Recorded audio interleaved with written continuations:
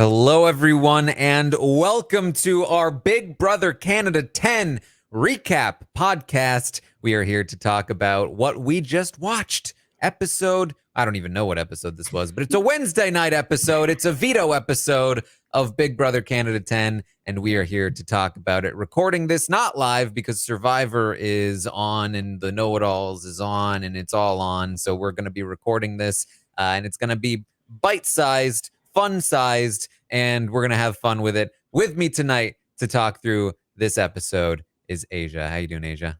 Hey, Taran. I'm excited to talk about this episode. You know, this new format you have going on. You know, two people on an episode recap. I'm just hoping I won't have to G-check you. So please don't. See what happens. Oh no! Send help, somebody! Because I'm a bad boy. I'm a bad boy. Hopefully, there's no G-checking happening tonight. Oh man, I'm a menace with the sound clips. I don't know what's happening. I don't know if it's the episodes or if it's me, but something has gone terribly wrong, and I'm just clipping way too many things. I love it. I love to just hear it over and over because I have been catching things that you've been clipping that I'm like, I missed that on the episode. So I'm so glad you clipped it. So you're helping us out. I feel like my brain is evolving to find little weird things that were said in the episode. For instance, I'll play you one of them. One of my favorite clips from last night, completely irrelevant to anything that happened in the episode, but maybe my favorite thing in the episode. I've dealt with some definitely squirmy babies.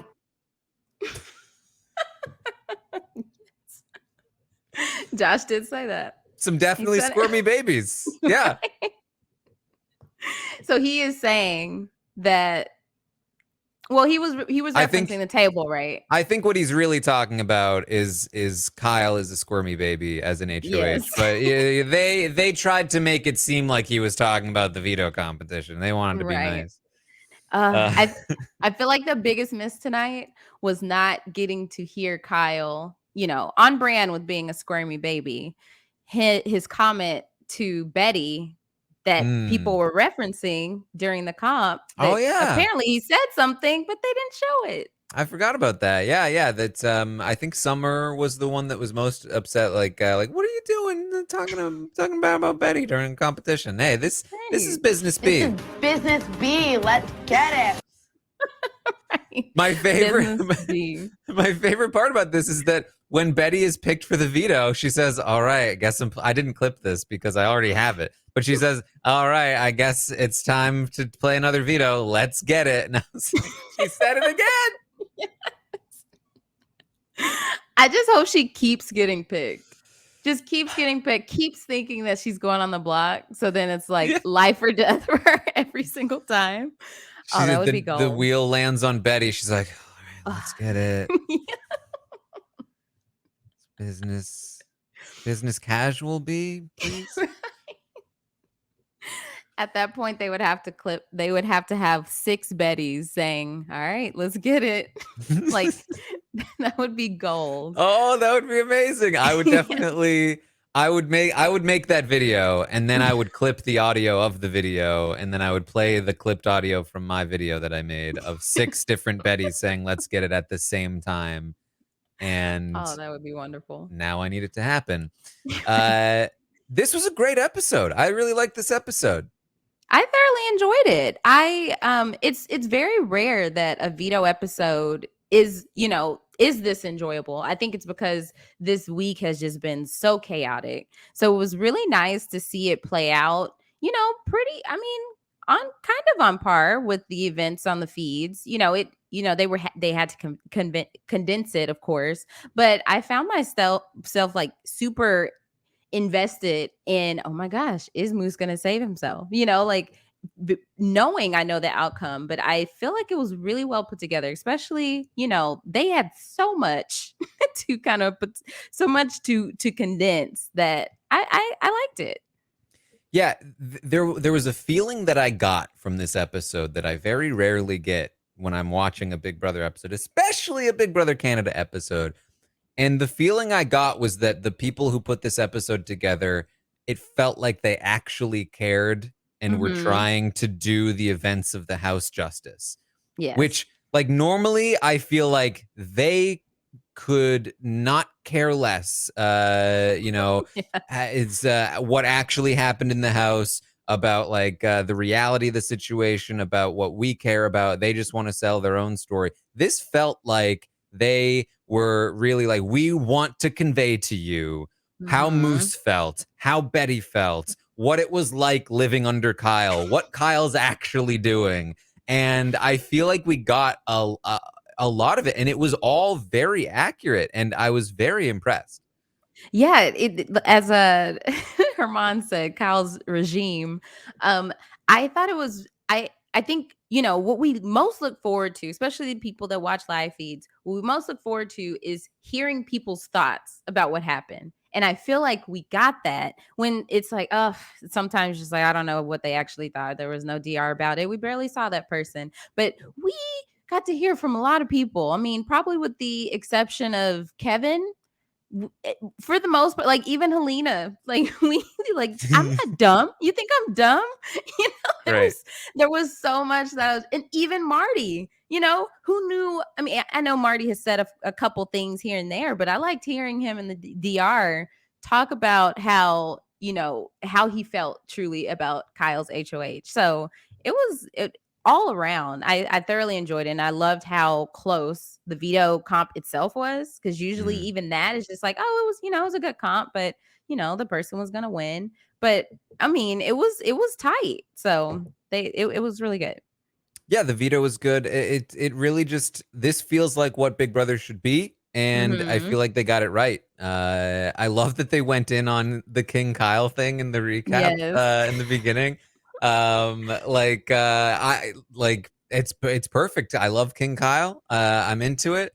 And they also, another thing that they did in this episode that I really liked is that my biggest criticism of Monday night's episode, which I also liked, was that I felt like the biggest thing they left out was that they kind of pretended like Betty's conversation with Kyle is convinced him not to put her up, and that she was never going up after that, and didn't show that he ended up telling her she was going on the block, and she was blindsided that she wasn't on the block. They went back and they fixed that. They showed us a rewind of a flashback of him telling Betty, "Sorry, Betty, I love you." Poor Betty. She's having her own experience in the house right now.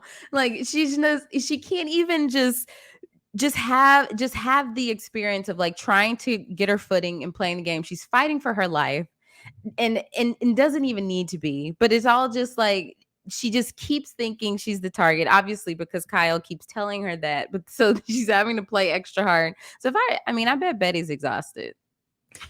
I am too, Betty. I'm right there with you.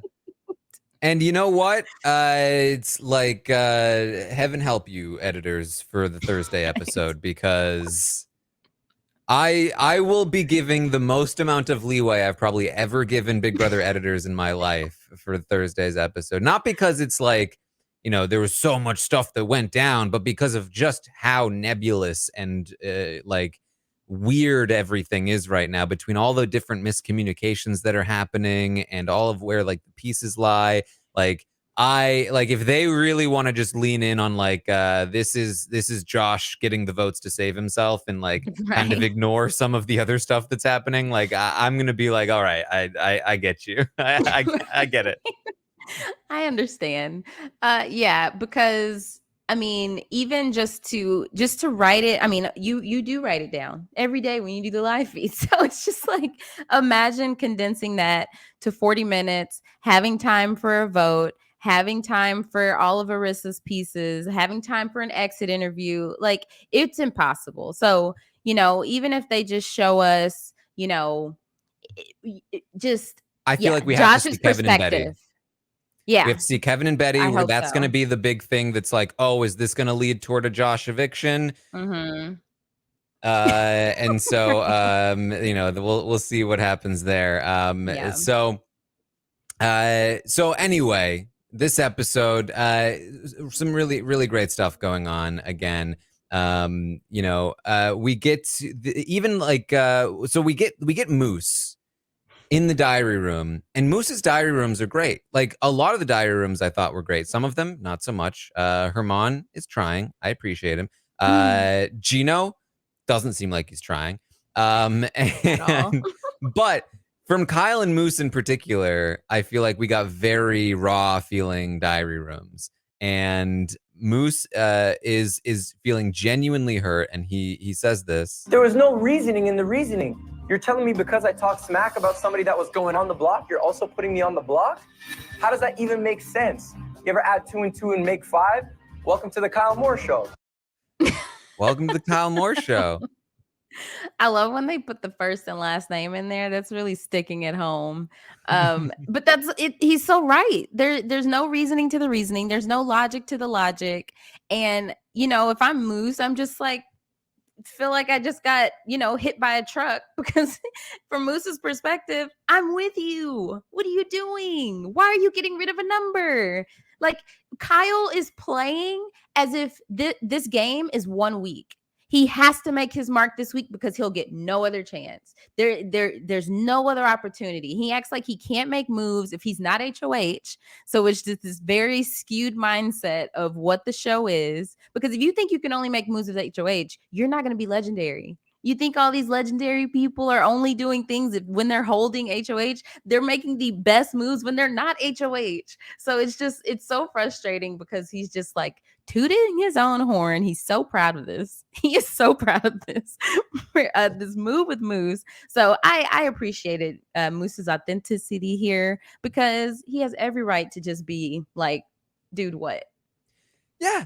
Like Moose is in this, like Kyle is that guy that, and maybe not everyone has this experience, but Kyle is that guy that like you're friends with, but you just always feel like he's like trying to compete with you, and you're like, I have no interest in competing with you.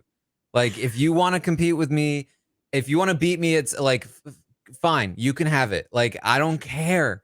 Like, I just whatever, dude. Like, I'm your friend. Let's just be friends and be chill. But like they just can't not try to compete with you. That's what it feels like is like happening with Kyle and Moose, where it's just like Moose is just trying to like be chill and hang out with Kyle and play the game with him, and Kyle's like, nah, he's gonna beat me.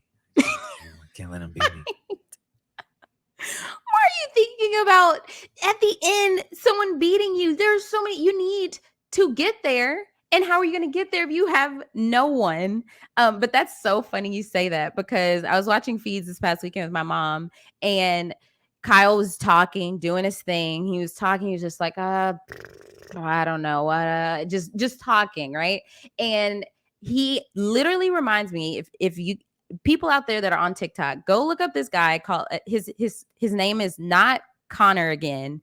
He literally, all his videos are one-upping people, and he is Canadian too. So it's just so spot on. Like, literally, it is Kyle Moore, and the guy, he just like, okay, this is me one-upping you, like with my dog. Oh, you have a poodle. Well, I have a like $2,000 dog. But anyway, if y'all go look that up, that is Kyle Moore to a T, just constantly trying to one-up you and compete.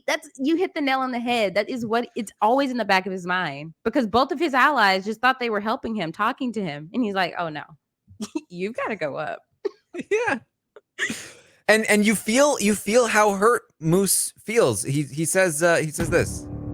You're absolutely destroying one of the strongest relationships that you had in this game. That's how I feel. Yeah. Like Moose is Moose. Like Moose is an excitable guy. He's always like talking a mile a minute. He's got tons of energy. Like, this is what Moose sounds like when he's sad.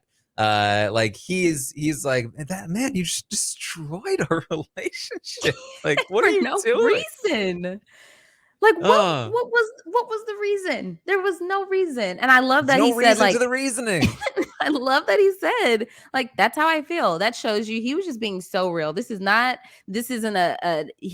tell us this in so many words. Like, he legit was explaining he is hurt because why did this happen? I had this guy's back. I wasn't thinking of turning on him. I wasn't thinking of doing anything. And this reasoning of, oh, he's playing the middle. You're in both of the alliances that he's in. What do you mean? If anything, you're playing the middle too by having two alliances with multiple people that it doesn't like intersect. So I felt for Moose here. So that's why I was so glad that he won the veto.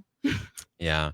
Well, Kyle has a plan for the veto that he wants it to be used on Steph. And that's because Steph is not a pawn. Steph's not enough of a pawn to like guarantee that Moose goes. So I'm thinking if we have the chance, like let's take Steph off the block and put up the ultimate pawn, Betty. So easy. If we have the chance, why not just put Betty up instead of Steph? If only we had the chance.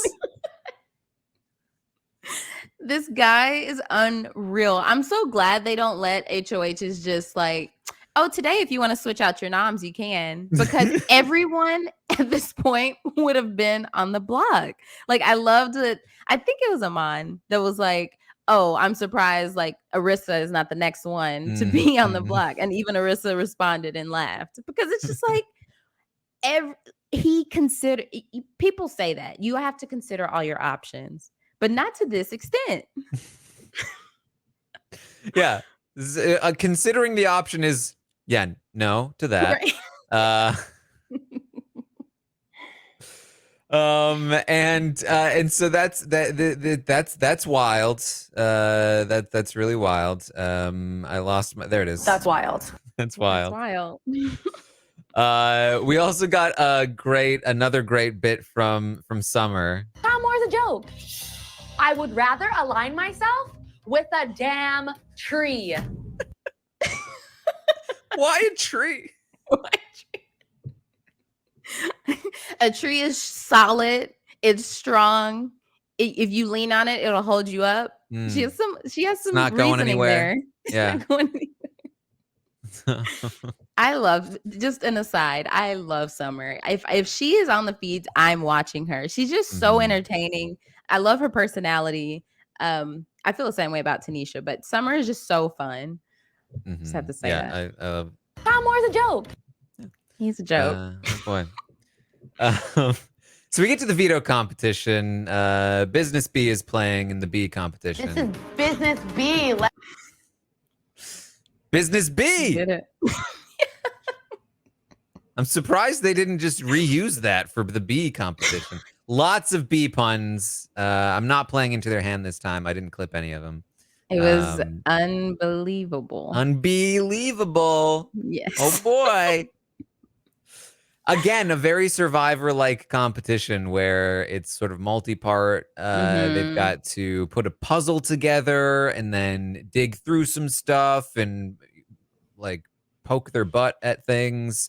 I guess that's a very Big Brother. That's the Big Brother part. Like, they're like, let's take a Survivor competition and make it Big Brother. How do we make it Big Brother? We put them in ridiculous costumes and make them do suggestive movements. Right. If there's no suggestive movements, it's not a Big Brother comp. No, so. and there needs to be squirmy babies. I've dealt with some definitely squirmy babies. Yes. Oh, Josh. So this, I mean, I think it's a pretty good competition. We're gonna see Betty struggle pretty hardcore. Those B costumes looked hot. Yes. There was a lot of sweat happening with these players. Yes, but since they're they are indoor, I guess. They're inside. They're running inside. around. They're stressed, and it took an hour and a half in these massive B. I mean, I like sitting here doing this podcast. If I had a B costume on, I would be cooked by the end of the podcast. I'd be medium rare. So I can only imagine. Yeah, I mean, honestly, I have on a sweatshirt and I had to turn on the air conditioner. I mean, it was 80 today in Houston, so. Yeah. But I will say, were you surprised that Stephanie picked Gino instead of Herman to compete for her? Not really. I mean, at the end of the day, you know, Herman is not exactly that loyal to her. She does have a connection to Herman. For those that do not watch the feeds, they have, this has not been a part of the episodes yet, or in you know, we'll see if it's in Thursday's episode. But Herman and Steph have made out a couple of times, but it's very casual, very new, and Just a casual makeout. yeah, just casual makeout. Gino is kind of the more reliable person in terms of what he may do with the veto. So I think it made some sense, but you know, maybe she would have liked Herman to be in there. If maybe would have done a better job. Had she had known, it would have been a puzzle, since that seemed to be the part that tripped him up the most. But yeah, so with the comp, the last piece of it to do the ball seemed like it was obviously the most difficult part. So for Betty to catch up, I mean, it was an even playing field at that point. Yeah, I mean, I think that you could. I felt like I could see by the end. They showed Moose doing like the last couple of balls down the track, and he was so good at doing that. Like you could tell, like this guy's been doing this nonstop for an hour and a half. Yeah. That like he just nails it every time. It just goes straight down the ramp, back and forth into the center. He stops it dead, and it's just like, okay, this is taking a very long time, and he has had a lot of practice at this. So yeah, it definitely became an even playing field thing. Yeah, and Josh was so close. He's definitely handled some squirmy babies, so he knows how to do it. He knew what to do. Yeah, and he was very close, and this was a big part of why people looked at him as a threat, as we saw later in the episode. Marty says he's this close in every competition, and he was so close in this competition, and so that was a big part of it. Another part of it is something else we saw in the episode, which is that Moose is going to ask Josh to use the veto on him if he wins. Josh agrees to Moose's face, but is actually not willing to in reality. This was known to Kyle. He told Kyle that he had told Moose that he would use the veto on him, but that he wouldn't actually do it.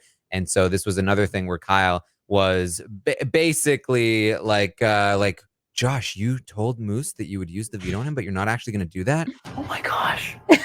What Moose is doing, this is an award-winning performance. Sorry. We got to try that again. Oh my gosh. What Moose is doing, this is an award-winning performance. That was flawless. Basically had one of those moments. So that was another part of the decision there. The how well he performed in the competition, plus the fact that, he's willing to lie to Moose like that. He's willing to lie to me like that. And it all went downhill from there. But Moose is gonna win the veto. Yeah, baby. Yeah. I loved him hyping himself up. I was like, he said, "This is my house." He was just talking himself up. Yeah. Even Puya tweeted and was just like, "I love the confidence, Moose." It's like, yes, you did that. You did it when you needed to, and I'm proud of you. Yeah, power veto, baby. Check. You try to put me on the block, try to pin everybody against me in the house, Kyle? Look what you did. Foolish. You can't get rid of me that easily, baby. Moose B is in the house. Yes. Moose B is in the house. Not busy B. Moose not B. Business B, not busy B. Moose B. Moose B is in the house. I love this whole thing. I could clip like every bit of that whole thing. Yeah. It's so good. Yeah, he needed this because he being nominated really sucked the life out of him.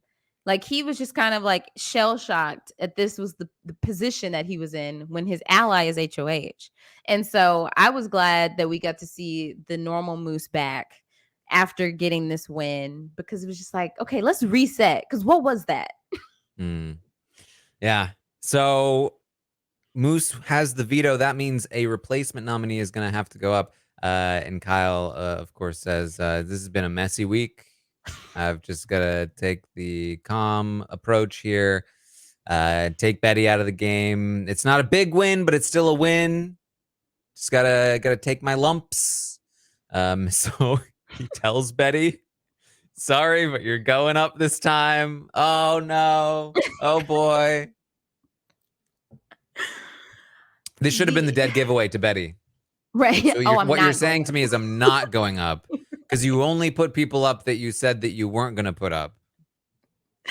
Right. It's just like he doesn't, which we're clearly seeing, like he doesn't kind of sit back and think things through and consider his options before acting. It literally was like Moose won.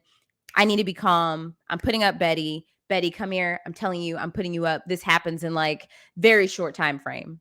And so, and he can't sit on that. There's still another 2 days before the ceremony. So he's like, has time to do wonders. Yeah, and that's the like he also does the same thing with the whole seventh. He's like, so now we need numbers. And so he's talking to Hermione. He's like, we got to replace Moose with Marty. That's what we got to do. And Hermione's just like, yeah. Yeah, Kyle, please. Send help, somebody. Yep.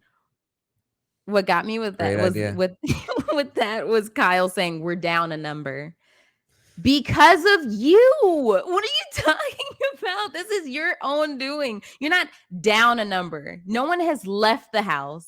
Nothing has happened besides you putting up Moose and Moose winning the veto. So like, what are you talking? We're down a number.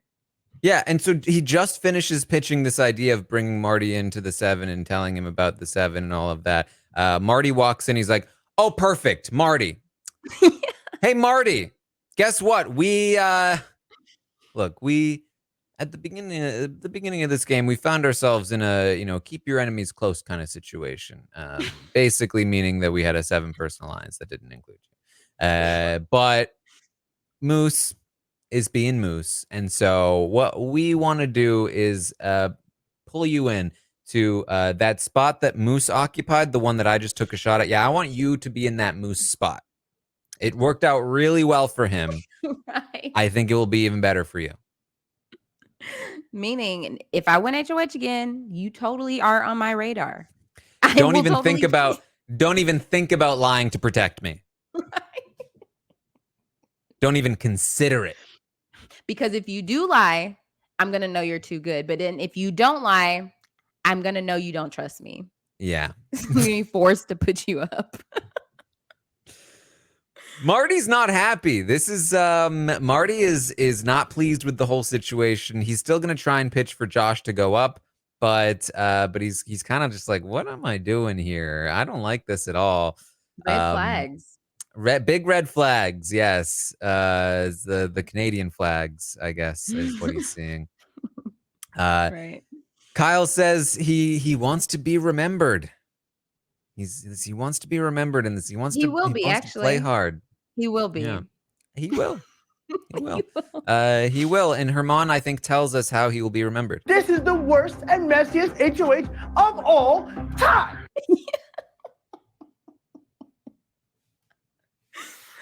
Oh, I have loved him venting. Hermione showing how he really feels is just beautiful. It's great. It is great. So I love this part of the episode. Kyle in the diary room talking through, okay, so if I put Josh up, I need 6 votes. I've got Marty, Gino, Jace, Herman, Kevin. Need one more. Wait, how many votes do I have? Could I get Moose? No, there's no way I can get Moose. Of course you can't get Moose, Kyle. It's a little late for that one. Right. So I've got 12, no 11. How many? I love seeing this. Yes. This is so good. And he's I gotta take a shot, but if it backfires, it could really backfire harded. Harded. Man. Harded. Harded. HARDD. There we go. Extra harded. Right.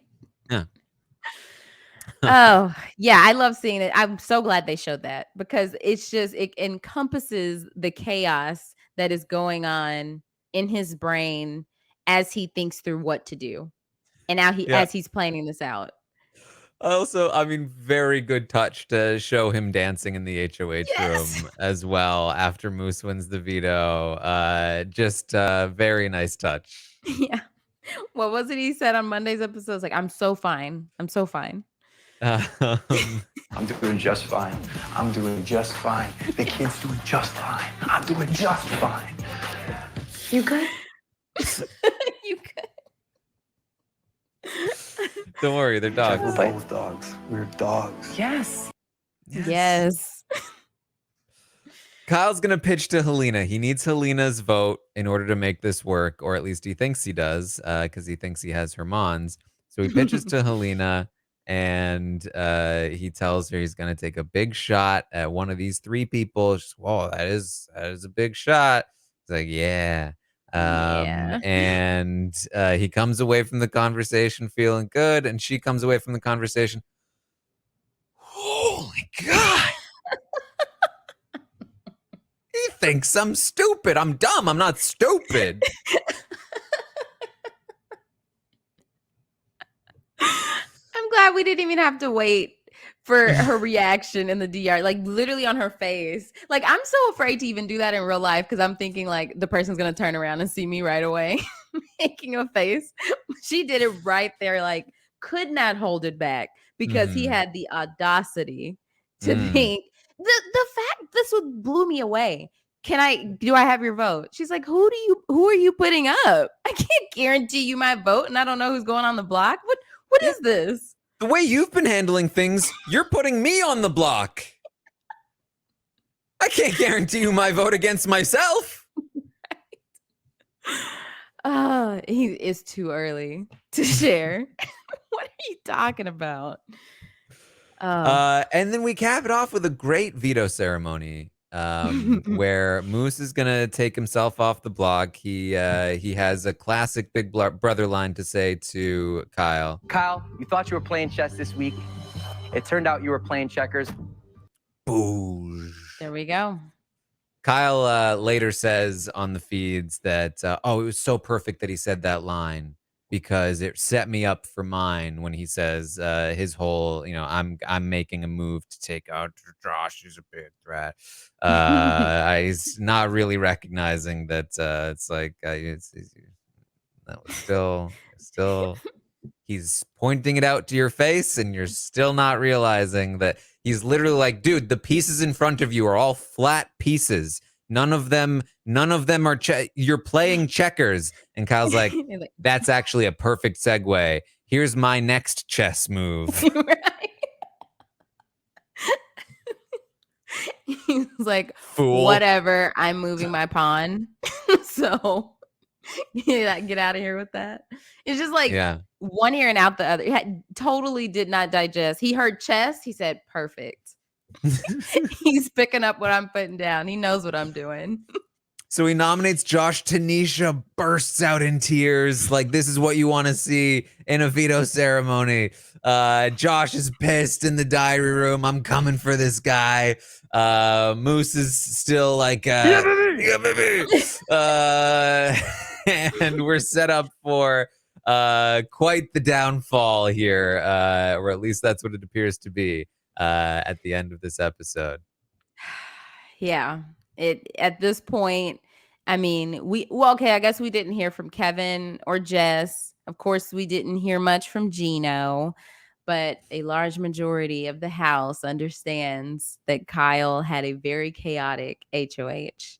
And it's not, I mean, I think that I don't understand actually how he's not coming out of this week understanding that he did a lot this week. Like he's thinking, oh, I'm making a big move by getting out Josh.